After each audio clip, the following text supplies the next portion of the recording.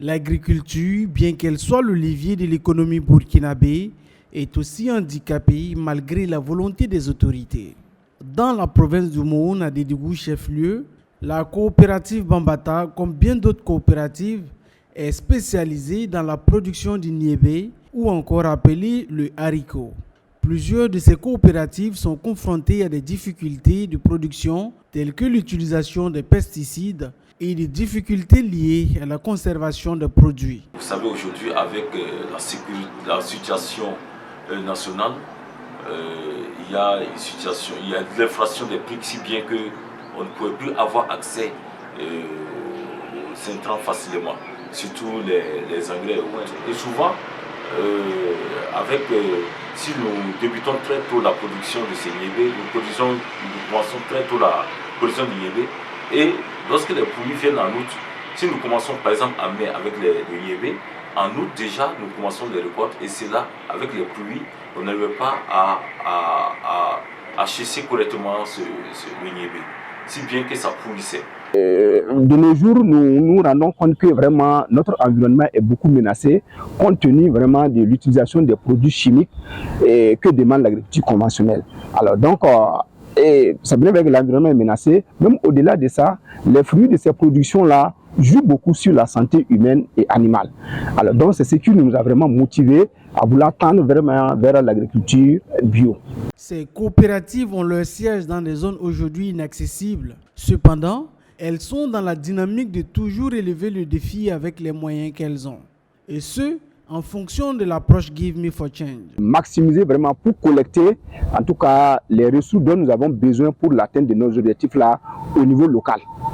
Alors, ça dit nos membres, alors donc au niveau des autorités villageoises, au niveau des autorités communales, et c'est pas pour autant dire qu'on ne doit pas également faire appel au niveau des appuis nationaux et même internationaux.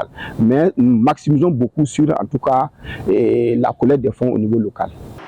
Déjà en mai, nous avons déjà commencé à implémenter tout ce que nous avons déjà reçu avec le programme Give Me for Change. Parce que c'était déjà mobiliser les acteurs eux-mêmes, les paysans eux-mêmes, à pouvoir mettre en place un dispositif de production, notamment en acquérant entre eux les intrants agricoles ainsi que les pesticides pour la production.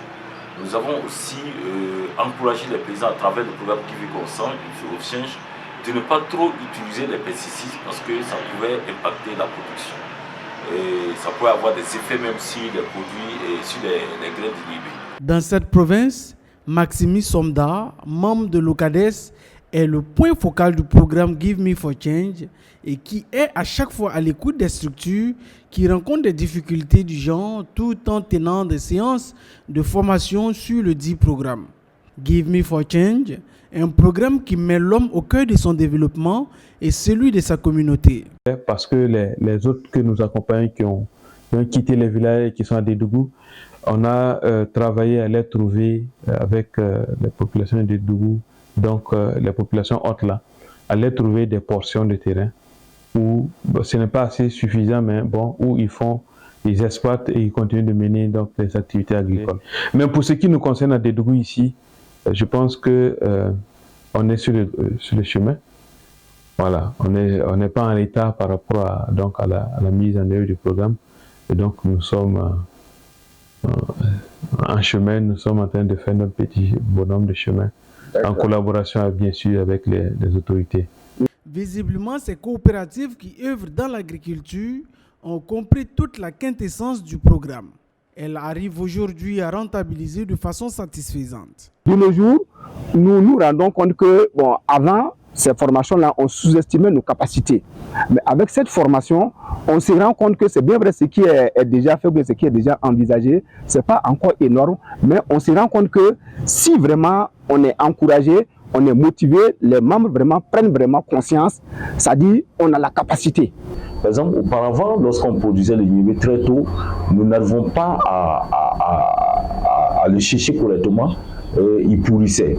Mais avec les échanges que nous avons eus auprès de ces partenaires, des soutiens, etc., nous avons pu trouver une période adaptée à la production et nous commençons les premiers semis autour du mois de juillet, mi-juillet, et ce qui nous a mené jusqu'en septembre lorsque les produits se faisaient rares et que nous pouvons récolter les haricots et le chercher correctement et profiter aussi même des fans du haricot.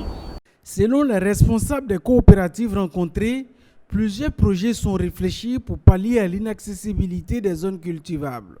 Ils comptent utiliser l'approche Give Me for Change pour acquérir de nouvelles terres cultivables dans la ville de Dédougou pour cette période hivernale.